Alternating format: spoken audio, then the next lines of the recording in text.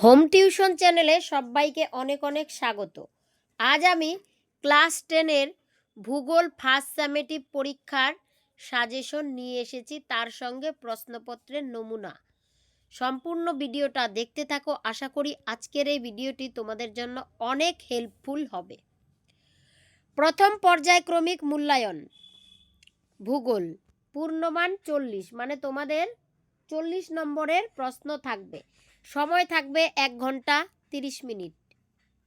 Syllabus: প্রাকৃতিক ভূগোল, বহির্জাত প্রক্রিয়া ও তাদের দ্বারা সৃষ্ট ভূমিরূপ। আঞ্চলিক ভূগোল, ভারতের প্রাকৃতিক পরিবেশ। এবার চলো দেখে নিই প্রশ্নপত্রের নমুনা। বিভাগ ক, সঠিক উত্তর নির্বাচন করো। 1/8, মানে প্রতিটা প্রশ্নের মানের জন্য 1 নম্বর করে থাকবে, আর 8টা প্রশ্নের উত্তর লিখতে হবে। সেখানে 8টা প্রশ্নও থাকতে পারে, আবার 10টাও থাকতে পারে, কিন্তু সেখান থেকে খুঁজে তোমরা যেই 8টা ভালো পারবে সেই 8টা লিখবে। 1 নাম্বার, ভারতের নায়াগ্রা বলা হয় যে জলপ্রপাতকে। অপশন দেওয়া থাকবে অবশ্যই, সেখান থেকে সঠিক উত্তরটা খুঁজে লিখবে।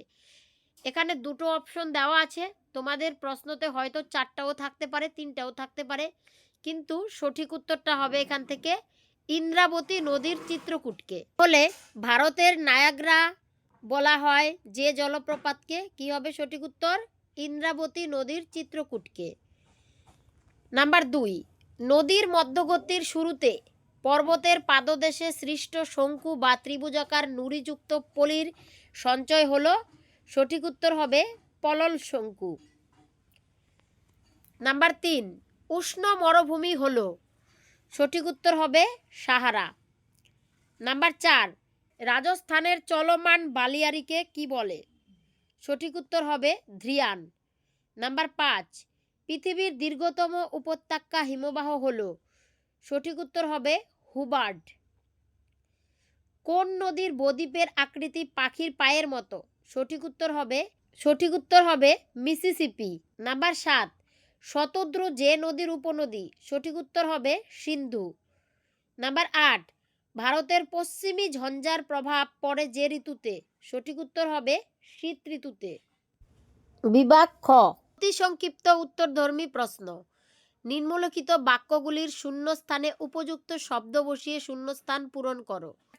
8 নাম্বার, প্রত্যেকটা প্রশ্নের মান হচ্ছে 1 নাম্বার। নাম্বার 1, বোলসনের কেন্দ্রস্থলে সঞ্চিত অস্থায়ী লবণাক্ত হ্রদকে ড্যাশ বলে? উত্তর হবে পায়া হ্রদ। নাম্বার 2, ভারতের প্রাচীনতম ভঙ্গিল পর্বত হলো ড্যাশ? উত্তর হবে আরাবল্লী। নাম্বার 3, ভারত বাংলাদেশের সীমানা বরাবর সুন্দরবনের একেবারে দক্ষিণে সমুদ্র অবস্থিত দ্বীপের নাম ড্যাশ? লোহাচড়া। বাক্যটি সত্য হলে ঠিক আর অসত্য হলে ভুল লিখবে। নাম্বার 4, দুন হলো উত্তরাখণ্ডের এক প্রকার হ্রদ? উত্তরটা হবে ভুল, উত্তরাখণ্ডের উপত্যকা হবে। নাম্বার 5, শাল ও সেগুন ম্যানগ্রোভ উদ্ভিদ? উত্তরটা ভুল, শাল ও সেগুন ম্যানগ্রোভ উদ্ভিদ নয়, ক্রান্তীয় আর্দ্র পর্ণমোচী। নাম্বার 6, মৃত্তিকা ক্ষয়ের অন্যতম কারণ হলো অনিয়ন্ত্রিত বৃক্ষচ্ছেদন? উত্তরটা হবে ঠিক। নাম্বার 7, নদীর উচ্চ গতিতে অশ্বক্ষুরাকৃতি হ্রদ সৃষ্টি হয় না? উত্তরটা হবে ভুল। নাম্বার 8, উচ্চভূমি সমতলে পরিণত হওয়ার প্রক্রিয়া হলো পর্যায়ন? উত্তরটা হবে ঠিক। এখানে 4টা অতি সংক্ষিপ্ত প্রশ্নের বদলে এই যে উপরে আমি 4টা অতি সংক্ষিপ্ত প্রশ্ন উত্তর আলোচনা করেছি, এই প্রশ্ন উত্তরগুলোর বদলে কিন্তু স্তম্ভ মেলাও বা ডান দিকের সাথে বাঁ দিকের মিল স্থাপন করো থাকতে পারে। তোমরা অবশ্যই বুঝে বুঝে ডান দিকের সাথে বাঁ দিকের সঠিক উত্তরগুলো মিল করবে।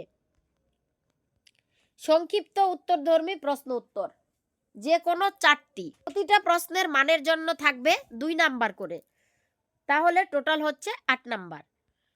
1 নাম্বার প্রশ্ন, মিয়েন্ডার কি? নাম্বার 2, ভারতের কৃষ্ণ মৃত্তিকার বৈশিষ্ট্য লেখো। নাম্বার 3, আদর্শ নদী কাকে বলে? উদাহরণ দাও। নাম্বার 4, ওয়াদি বলতে কি বোঝো? নাম্বার 5, অবঘর্ষ ক্ষয় কাকে বলে? পরে বিভাগ ঘ, নিম্নলিখিত প্রশ্নের উত্তর দাও, যে কোনো দুটি। প্রত্যেকটা প্রশ্নের জন্য থাকছে 3 নাম্বার করে, তাহলে দুটি লিখতে হবে, হয়ে যাচ্ছে 6। নাম্বার 1, গিরিখাত ও ক্যানিয়নের মধ্যে তুলনা করো। নাম্বার 2, উত্তর ভারতের নদ নদীর সঙ্গে দক্ষিণ ভারতের নদ নদীর 3টি পার্থক্য লেখো। নাম্বার 3, ভাঙর এবং খাদারের মধ্যে 3টি পার্থক্য লেখো।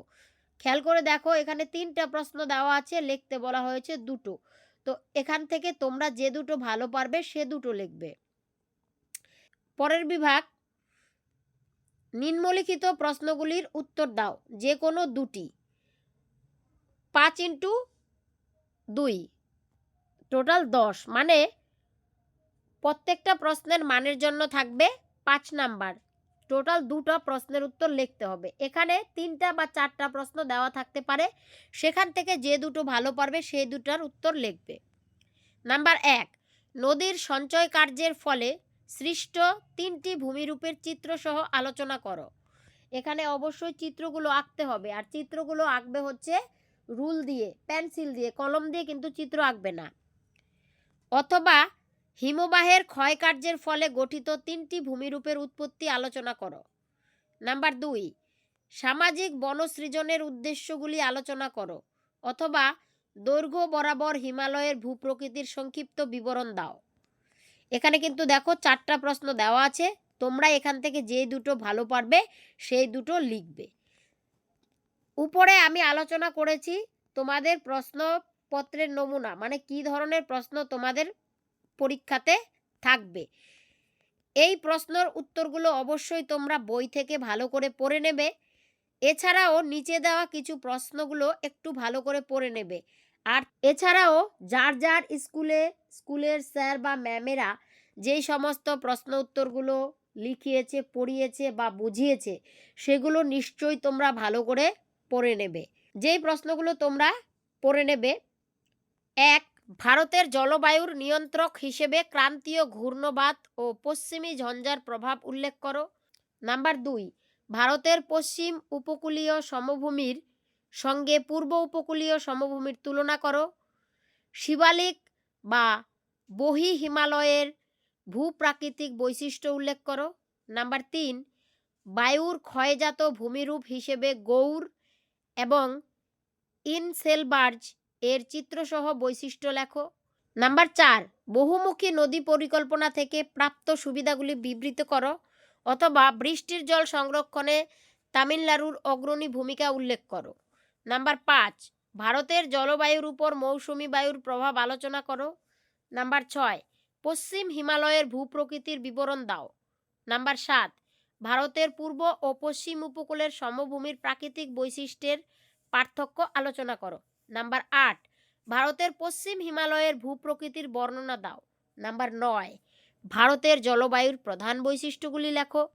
অথবা ভারতের জলবায়ুর নিয়ন্ত্রণের প্রধান কারণগুলি লেখো। অথবা ভারতের জলবায়ুর নিয়ন্ত্রকগুলির ভূমিকা লেখো। শেষের এই প্রশ্নটা কিন্তু খুব গুরুত্বপূর্ণ। তো এই ছিল কিছু কমনযোগ্য প্রশ্ন। এই প্রশ্নের উত্তরগুলো তোমরা অবশ্যই বই থেকে ভালো করে পড়ে নেবে। আশা করি তোমরা পরীক্ষাতে ভালো ফলাফল করতে পারবে। Thanks for watching. ভিডিওটি ভালো লেগে থাকলে অবশ্যই চ্যানেলটাকে সাবস্ক্রাইব করে পাশে থেকো, আর বেশি বেশি করে শেয়ার করে দিও, যেন বন্ধু বান্ধবীরাও উপকৃত হয়। দেখা হচ্ছে তাহলে পরের ভিডিওতে। ততক্ষণের জন্য টেক কেয়ার, বাই বাই।